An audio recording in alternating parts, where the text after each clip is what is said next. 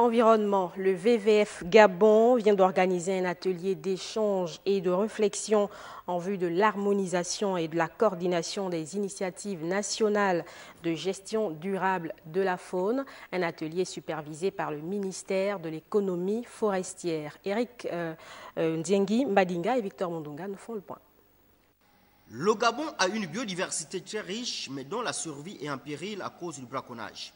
Le pays a pris des mesures pour éradiquer la criminalité liée à la vie sauvage, d'où l'intérêt de cet atelier. Rappelons-nous que lorsque nous parlons de braconnage, de protection de la biodiversité et du trafic des produits de faune, nous parlons désormais de sécurité nationale. Parce que le braconnage est dorénavant le fait de criminels professionnels bien organisés, qui volent et vendent des ressources nationales irremplaçables. La menace est permanente. Le potentiel faunique doit absolument être préservé. Nous sommes venus en appui au gouvernement et en particulier au ministère pour réunir tous les acteurs afin que les uns et les autres puissent s'exprimer sur ce qui a marché, ce qui n'a pas marché, pour identifier ensemble les mesures correctrices. Peut-on arriver au braconnage zéro? N'est-ce pas un atelier de plus? Le concept du braconnage zéro est possible afin qu'on le contextualise par rapport aux spécificités du Gabon.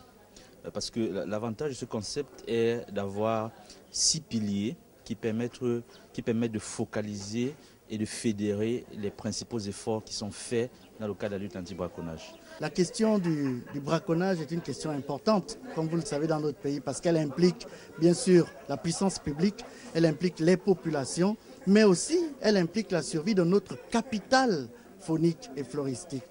Donc, ces animaux que l'on braconne, ce sont eux qui plantent la forêt, comme on le sait. Ces animaux qu'on braconne, ce sont eux qui participent à la survie de ce qu'on appelle le bassin du Congo.